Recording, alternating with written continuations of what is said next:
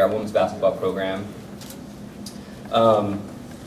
What I wanted to do real quick was just thank a few people before we get started, and also acknowledge that you know, the best president I've ever worked for, certainly, and I think the best president around, Jim Abbott, cannot be here. He had already scheduled a trip out of town when all this went down with our prior coach, and so he couldn't change his plans, but he does send his well wishes to everybody, and certainly wishes he could be a part of this day. So I want to thank President Abbott for his help in this process, and I'd be very remiss if I don't say a quick thank you to David and Kelly Herbster.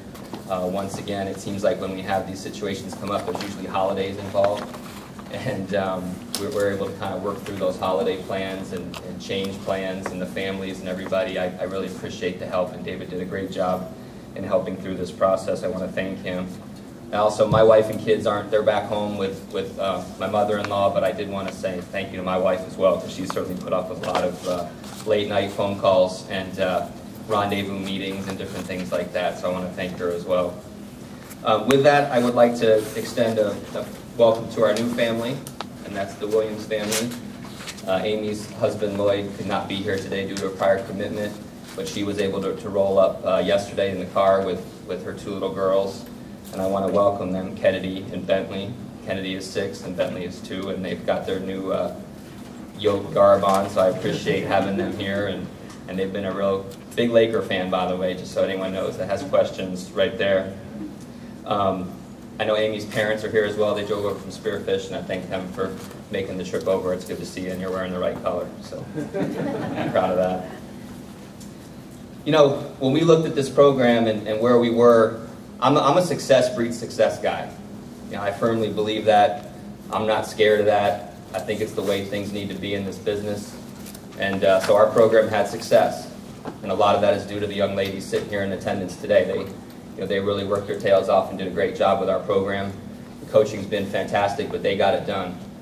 And I talked to each one of them the day of the change, and I told them that we were committed to getting this done and doing it as quickly as possible, based on the timeline, but also as prudently as possible. And we were going to get somebody that was going to be able to take us to the next level.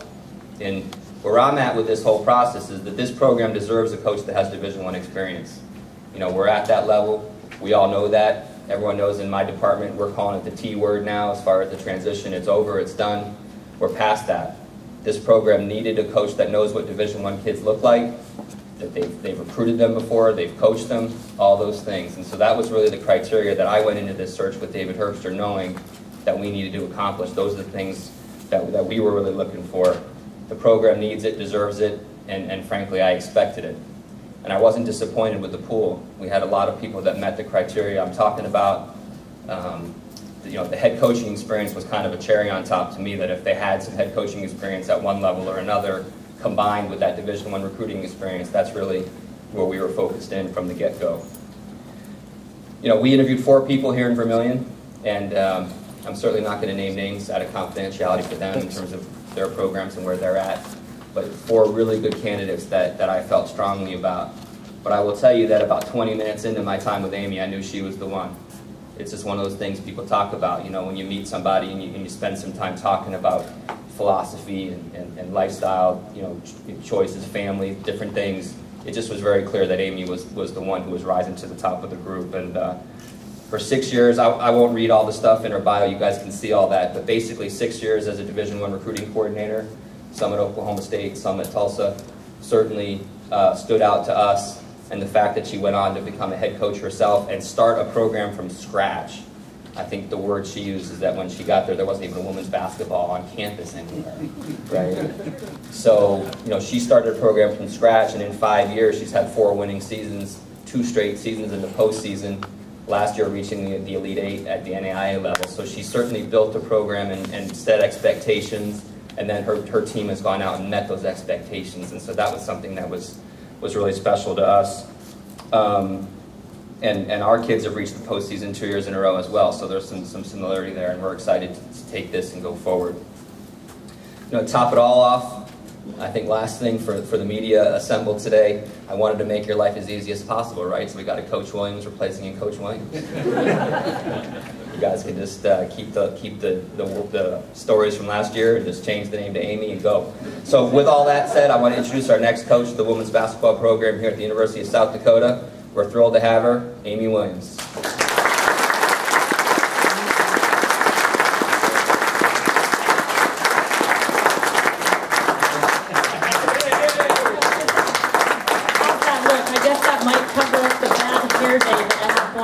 This thing has been such a whirlwind process that I didn't even have time to get my hair cut. So, so forgive me for that, but I'm just thrilled to be here today. I want to start by thanking President Abbott and David Sayler and David Herbster and his wife Kelly, who spent time with me while I was here on campus checking everything out. For the confidence that they've shown in me to lead this women's basketball program here at USD. Their enthusiasm and commitment to the athletics programs here is so evident that you can tell in the first few minutes that I was here, how excited they are and the commitment they have. When that commitment starts from the top, it inevitably is going to trickle down to all levels, and I can feel that here from them, and I want to thank them for the opportunity. I want to thank my parents who drove over today on my dad's birthday from Spearfish to be here and support me, which is something they've done my entire life. I would like to thank my former staffs and players for preparing me for this moment, and Rogers State University certainly, but all the places that I've been and everything they've done to help mold me into the coach that I am and prepare me for this moment. And finally, I would really like to thank my family, specifically my husband who was not able to make it here with me today.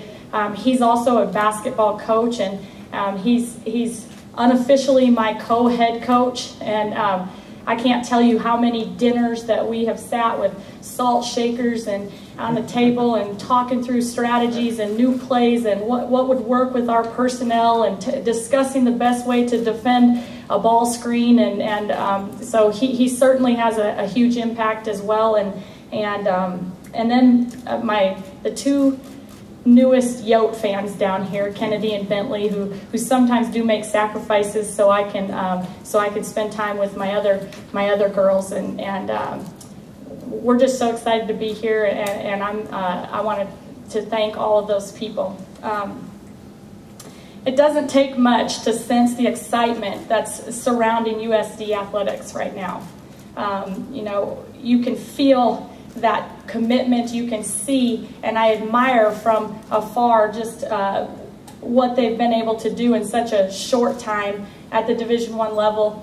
The other programs with signature wins and things that are really catching attention, but also all the exciting growth that's coming, and the commitment that they're making to improve things for our student athletes. I cannot wait to start being a part of that, and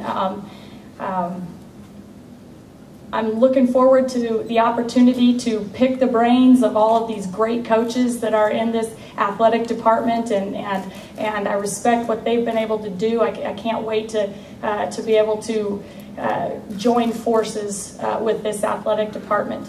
Ultimately, however, these young ladies that are sitting right here, and some of them in the back I see sprinkled in there, they're the reason that I'm here, and they're the reason that I'm fired up to be here. I cannot wait, guys, to start working to build that championship level program, and go Yotes. So I would like to open up for any questions that anybody may have for me at this time.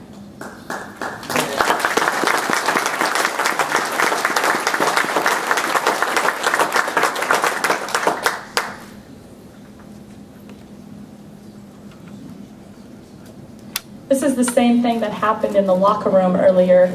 I asked for questions and they all just looked at me with big eyes, but we're going to work on that, guys, right?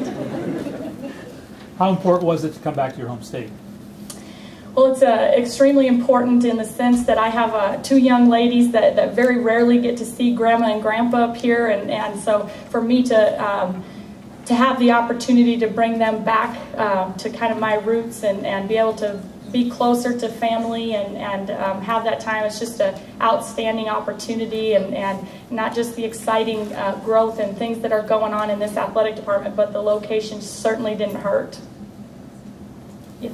What is your coaching style, and what kind of play will we see on the court this fall? Well, I hope the first thing that you notice is that we're going to play hard. And I told the girls in the locker room earlier that with my staff, the first thing I ask every single time when we're evaluating a potential recruit is, does she play hard? And that's very, very important to me. Something I want to instill is that we're going to be a team that is tough, hard-nosed, and gets out there and plays hard every time we tip it up. I like to get going and score in transition and try to get going with the basketball, and we will be primarily man-to-man defensive pressure team, and that's what we'd like to build everything off of from there. Outside the Division I opportunity, what was the most attractive aspect of coming to South Dakota? I think the most attractive thing is that immediately I can sense that there is exciting things here, and it's not just the opportunity to be at the Division I level, but it's the opportunity to be in a program that wants to win championships, that wants to be committed to doing things the right way and be a winner. And obviously another big aspect is just the ability to be back in South Dakota. Who would you consider your mentor in coaching basketball? He's sitting right in the front row, right here. I would consider my dad, who I played for, and trust me, ladies, he kicked me out of a few practices when I was coming through for him, but he watches every single game and has advice for me. I'll just put it nicely, advice for me after some games about what we could have done different or what we should have done different, but certainly I consider him, he's been a long-time coach in the state of South Dakota, and I respect everything he's done, his opinions, and I would say that he definitely is my mentor in this profession.